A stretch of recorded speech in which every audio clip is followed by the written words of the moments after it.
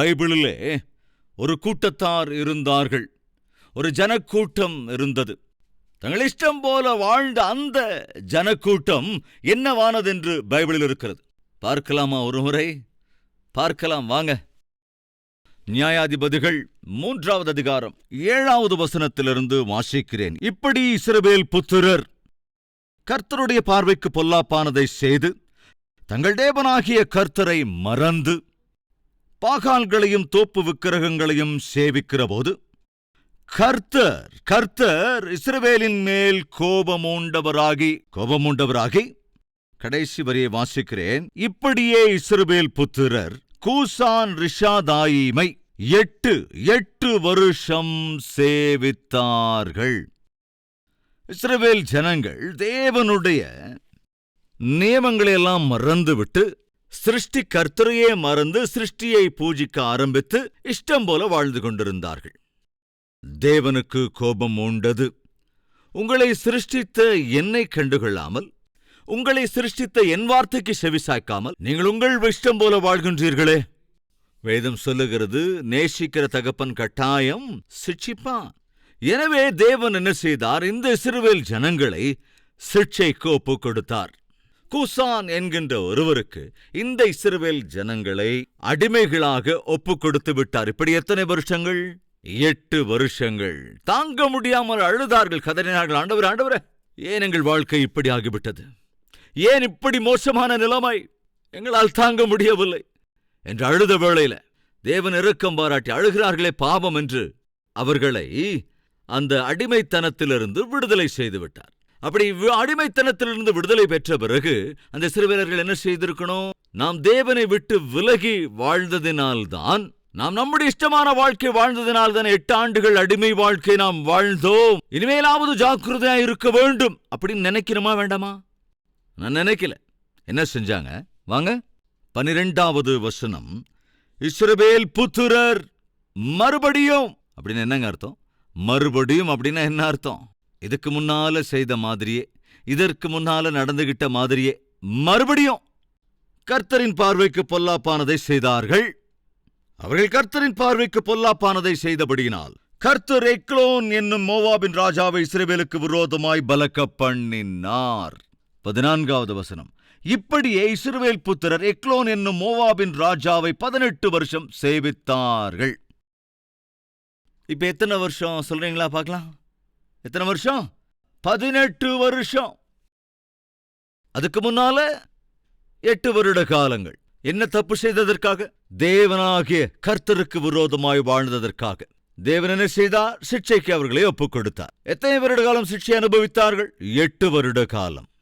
சிட்சையை தாங்க முடியாமல் அந்த இஸ்ரவேல் ஜனங்கள் அழுது விண்ணப்பம் பண்ணிய போது தேவன் இறங்கி சிட்சையிலிருந்து விடுவித்தால் மறுபடியும் வளைந்த நாய் வாலை போல மறுபடியும் அதே புத்தி, மறுபடியும் அதே பாவ காரியங்கள். வேதம் என்ன சொல்லுகிறது என்றால், இஸ்ரவேல் புத்திரர் மறுபடியும் அப்படின்னா அதுக்கு முன்னால எப்படி வாழ்ந்தாங்களோ அதே மாதிரி, அதுக்கு முன்னால என்னென்ன தப்ப செஞ்சாங்களோ அதே போல, என்னென்ன பாவங்களை பண்ணாங்களோ அதே பாவங்களை மறுபடியும் பண்ண ஆரம்பிச்சிட்டாங்க.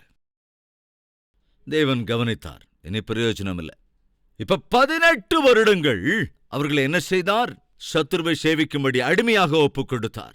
சிட்சை அதிகமாச்சா? அதிகமாகலையா? அதிகமாயிடுச்சு. காரணம் என்ன? இவங்க கஷ்டப்படும் போது ஆண்டவர்கிட்ட விண்ணப்பம் பண்றாங்க. கஷ்டத்தை தேவன் தீர்த்த பிறகு மறுபடியும் வளைந்த நாய்வால் மாதிரி இவங்களை வளைஞ்சுக்கிறாங்க. மறுபடியும் இந்த வளைந்த வாழ்க்கை வாழ்ந்தவர்களை பார்த்து தேவனால் தாங்க முடியவில்லை. முதல்ல 8 வருடங்கள், அதைத் தொடர்ந்து 18 வருடங்கள், அதைத் தொடர்ந்து மீண்டும் 20 வருடங்கள் சிட்சையை அதிகரித்துக் கொண்டே போனார். காரணம் என்னவென்றால், இவர்கள் என்னென்ன பாவங்களை செய்கிறார்களோ அந்த பாவங்களுக்கான சிட்சையை அனுபவித்ததற்கு பிறகு அனுபவிக்கிற போது, ஆண்டவரே எங்களை மன்னிங்க, தவறை செய்து விட்டோம், சிட்சை தாங்க முடியவில்லை என்று விண்ணப்பம் பண்ணி அழுத வேளையில தேவன் கருணை காட்டினால், கருணை காட்டப்பட்ட இவர்கள் என்ன செய்கிறார்கள்? மறுபடியும் தான் கக்கினதை தானே திரும்ப தின்னுகிற நாயைப் போல மறுபடியும் பாவம் செய்ய ஆரம்பித்து விடுகிறார்கள். இஸ்ரவேல் புத்திரர் மறுபடியும், இஸ்ரவேல் ஜனங்கள் தொடர்ந்து கர்த்தரின் பார்வைக்கு பொல்லாப்பானதை செய்தார்கள். இப்பொழுதும் இந்த வார்த்தையை கேட்கிறவர்கள் எத்தனை பேர் இப்படிப்பட்டவர்கள் இல்லை? கஷ்டம் வருகிற போது ஆண்டவர்கிட்ட வந்து அடடட எவ்வளவு ஜெபம் பண்றோம். சிக்கல் வந்துட்டா, பிரச்சனை வந்துட்டா, பொருளாதார பிரச்சனை வந்துட்டா, ஆரோக்கிய குறைவு வந்துட்டா, குடும்பத்தில் ஏதாவது பிரச்சனை வந்துட்டா, சத்துரு பயம் வந்துட்டா, சொத்து பிரச்சனைகள்ல தகராறு வந்துட்டா, கோர்ட்டு கேஸ்னு, செட்டில்மெண்ட், போலீஸ் ஸ்டேஷன்ல கேஸ், அப்படி இப்படின்னு போகும்போது தேவசனத்துக்கு ஓடி வந்து பாஸ்டரை பார்த்து, பாஸ்டரையா எங்களுக்காக ஜெபம் பண்ணுங்க, ஜெபம் பண்ணுங்க, ஜெபம் பண்ணுங்க. ஆனா அதுக்கப்புறம் என்ன நடக்குது? பாஸ்டர் உங்களுக்காக ஜெபம் பண்ணுவாரு, நீ இன்னும் அற்புதமா ஜெபம் பண்ணுவ.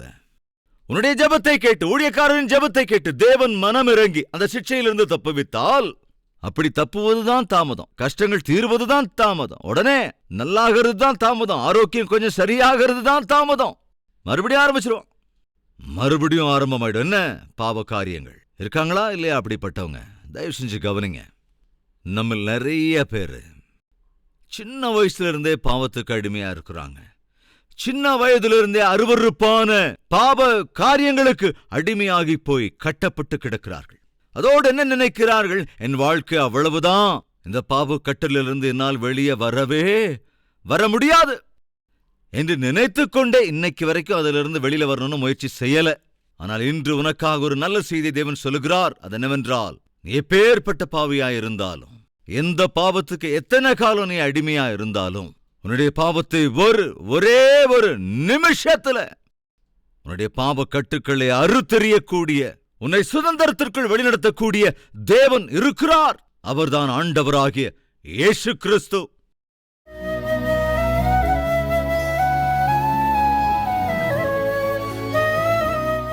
பரிசுத்தமுள்ள பிதாவே, யாரெல்லாம் இந்த வார்த்தையை ஏற்றுக்கொண்டிருக்கிறார்களோ அப்படி ஏற்றுக்கொண்டிருக்கிற ஒவ்வொருவரையும் உம்முடைய இரத்தத்தினால் கழுவி பரிசுத்தப்படுத்தி சுத்திகரித்து எல்லா பாவங்களிலிருந்தும் விடுவித்து, இது முதற்கொண்டு வேதவசனத்தின் அடிப்படையில் வாழ்கிற வாழ்க்கையை, உமக்கு விருப்பமான வாழ்க்கையை வாழ்கிற கிருபையை அருளிச் செய்யுங்கப்பா. அன்றைய இஸ்ரவேல் ஜனங்கள் தங்கள் இஷ்டத்திற்கு நடந்து கஷ்டத்தை அவர்களே வருவித்துக் கொண்டார்கள். திரும்ப திரும்ப விட்டு விலகின பாவங்களை தொடர்ந்து செய்து உம்முடைய கோபத்துக்கு ஆளானார்கள். எங்களிலும் நிறைய பேர் கொஞ்ச காலம் நல்லா இருக்கிறாங்க, கொஞ்ச காலம் நல்லா தான் இருக்கிறாங்க, ஆனால் என்ன நடக்கிறதோ தெரியவில்லை, மறுபடியும் பாவத்தில் விழுந்து விடுகிறார்கள். எந்த பாவத்தை விட்டு விலகுகிறார்களோ, வேண்டாம் என்கிறார்களோ, அதே பாவத்துக்கு மறுபடியும் ஆண்டவரே ஆசைப்பட்டு விடுகிறார்கள். உம்முடைய பார்வைக்கு கோபத்தை உண்டாக்குகின்ற காரியங்கள் எவை என்பதை தெளிவாய் திட்டவட்டமாய் எங்களுக்கு உணர்த்தி இருக்கிற இந்த செய்தி எங்கள் வாழ்க்கையிலே கர்த்தாவே பிரயோஜனமாய் இருந்து எங்களை பரிசுத்தமாக்கி உண்மையான கிறிஸ்தவர்களாய், ஆவிக்குரியவர்களாய், ஊழியக்காரர்களாய் இனிமேலாவது கர்த்தாவே உமக்கு விருப்பமான வாழ்க்கை வாழும்படி கிருபை அருள வேண்டும் என்று இயேசுவின் நாமத்தில் வேண்டிக் கொள்கிறோம் பிதாவே. ஆமென்.